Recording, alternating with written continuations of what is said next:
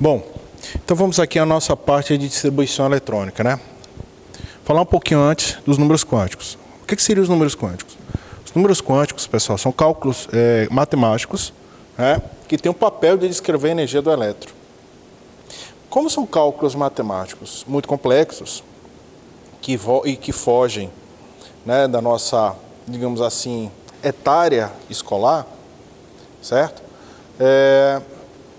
Foi feita uma reforma dentro da parte da representação dos números quânticos de tal forma que possa ser compreendida para o aluno sem que tenha uma compreensão mais aprofundada da matemática avançada, digamos assim. Então nós temos os dois primeiros números quânticos, são 4 números quânticos. O primeiro é o número quântico principal.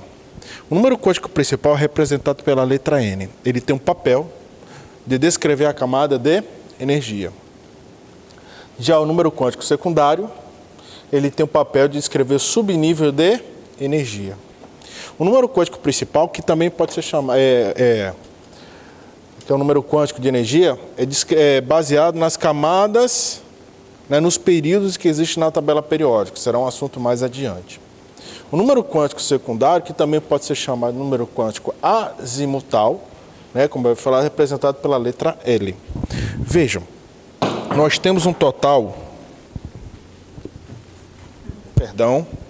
de 4 subníveis, SPDF. Cada subnível ele tem uma capacidade máxima de energia, consequentemente uma capacidade máxima de elétrons. O subnível S cabe no máximo 2 elétrons, o P 6 elétrons, o D 10 e o F 14 elétrons. Essa quantidade de elétrons é representada na forma de potência em cada subnível. Certo, pessoal? Ok? Tá? E esses subníveis, por sua vez, ele tem um valor.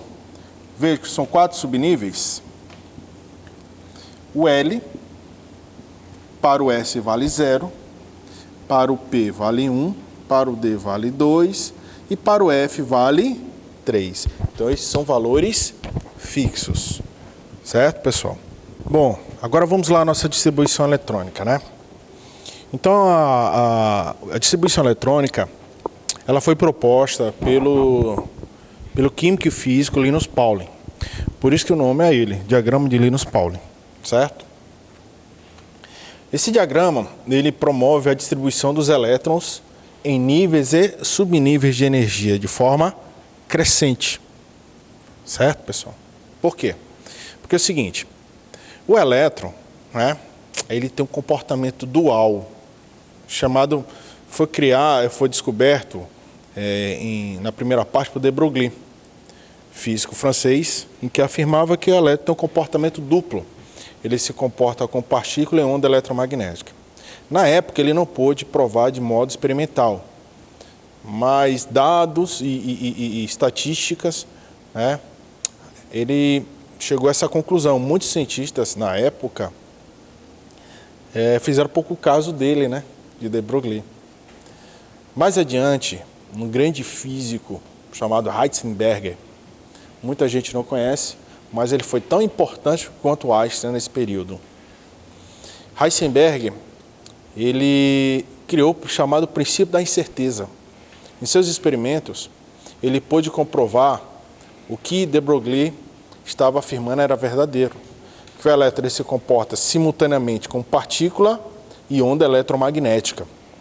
Diante disso, Heisenberg afirmou que é impossível, praticamente impossível, nós determinarmos a posição e a velocidade do elétron simultaneamente.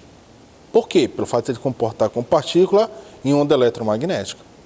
Quando você determina a velocidade dele em um determinado ponto, certo? Aí você vai determinar a posição, já não está mais naquele local, e vice-versa. Então, por isso que é chamado princípio da incerteza. Ou porque você determina a velocidade ou determina a posição do elétron no orbital. Certo, pessoal? Então, é daí que criou-se isso. Então, dessa forma, a energia do elétron total é a soma da energia cinética mais energia potencial, que chamamos de nível e subnível. Certo, pessoal?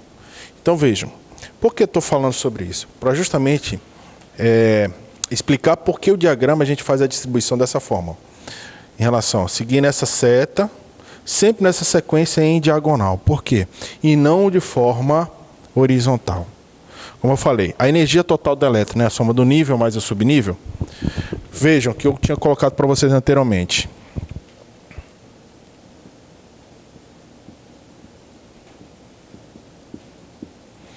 Cada subnível não tem um valor fixo?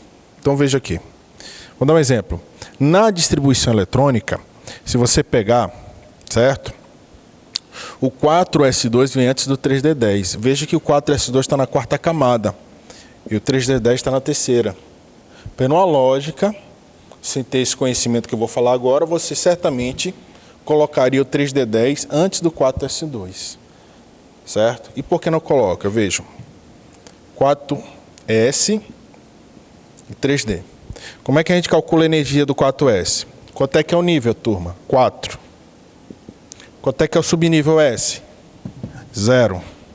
Então a energia do 4s é igual a 4. Já do 3D, vamos lá. Nível mais subnível, quanto é que é o nível? 3. Quanto é que é o subnível? D vale quanto? 2. Então a energia do 3D10 é igual a quanto? 5. Portanto, quem tem energia maior? O 3D. Porque eu não acabei de afirmar que a distribuição eletrônica ela é feita em ordem crescente de energia? Então quem tem energia menor vem antes, quem tem energia maior vem depois. Então veja que o 4S tem uma energia menor do que o 3D. Então por isso que a distribuição eletrônica ela é feita dessa forma. Tá certo, pessoal? Então vamos aqui. Como é que a gente vai fazer essa distribuição eletrônica? Veja o elemento magnésio. Olha o número atômico dele. Veja que aqui não tem carga. Então significa que está no estado fundamental. Portanto, o número de elétrons é igual ao número de prótons, que é 12. E aí como é que a gente vai fazer a distribuição eletrônica? A gente vai fazendo a distribuição eletrônica, seguindo a sequência, de modo que a soma dos valores aqui de potência, ó, tá vendo as potências?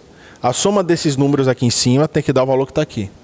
E veja que eu sigo a sequência, ó, 1s2, 2s2, aí depois 2p6, 3s2, depois 3s2, 3p6, 4s2, até chegar ao valor desejado. Certo? Se você somar, fizer toda a distribuição eletrônica, no final, que vai chegar em 7p6, vai dar o valor do último elemento da tabela periódica, que é o elemento de número atômico 118. Então essa distribuição eletrônica ela é baseada nos elementos químicos da nossa tabela periódica. Certo, pessoal? Então veja aqui, ó, se nós somarmos 2 mais 2, 4, mais 6, 10, mais 2, 12. Aqui, ó, o alumínio, vamos lá.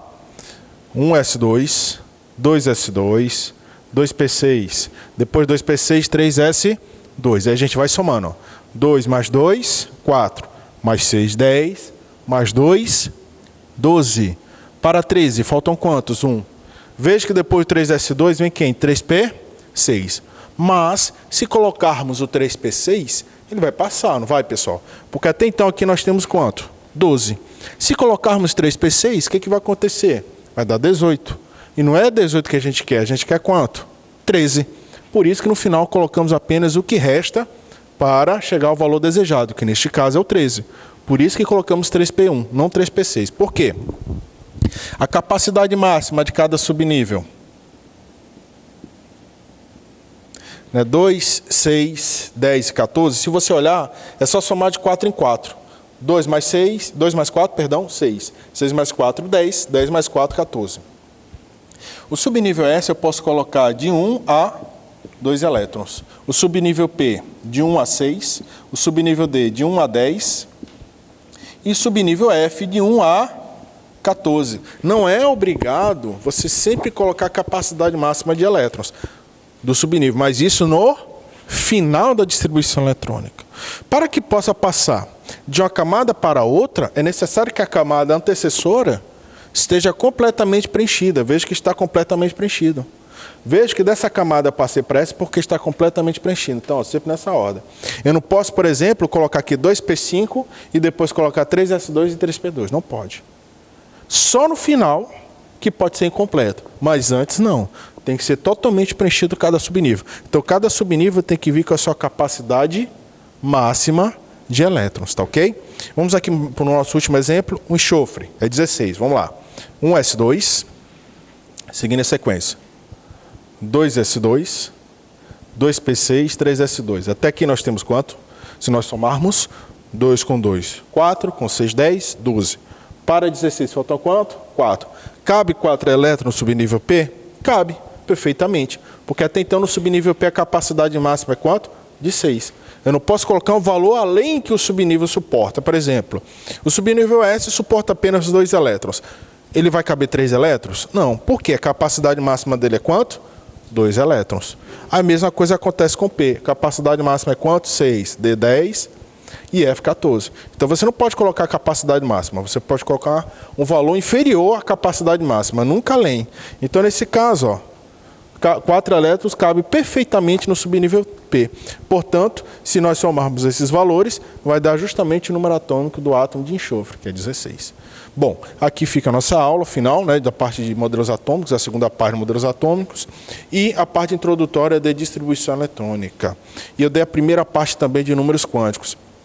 Mencionei a vocês o número quântico principal e secundário.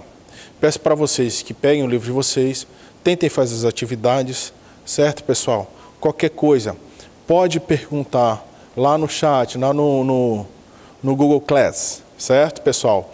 Ao professor Samuel, que o professor Samuel está responsável pelas turmas do primeiro ano, mas qualquer coisa, quem me tiver no Instagram, pode falar comigo via direct, não tem problema, pode falar perfeitamente. O professor vai atender, certo? Com todo amor e carinho, como sempre atendo meus alunos, porque sempre tem um amor e um carinho enorme pelos meus alunos. Então, quem quiser depois, quem não tiver meu Instagram, se quiser adicionar, certo, pessoal? Pode adicionar lá no Instagram, é Anderson Mendes, tudo junto, e A no final, tá? Anderson Mendes, tudo junto, e A no final. Então, Anderson Mendes A, tudo junto, galera. Quem quiser adicionar lá para perguntar via direct, tá bom? Eu vou responder com o maior amor e carinho, tá certo? É tanto que eu estou para colocar uma data para fazer uma live pelo Instagram, para tirar qualquer dúvida, falar sobre algumas coisas dos nossos assuntos, tanto do primeiro, do segundo, do terceiro, o que for referente ao Enem. Pessoal, aqui fica mais uma aula nossa. Eu espero que tenha sido de forma satisfatória e um grande abraço.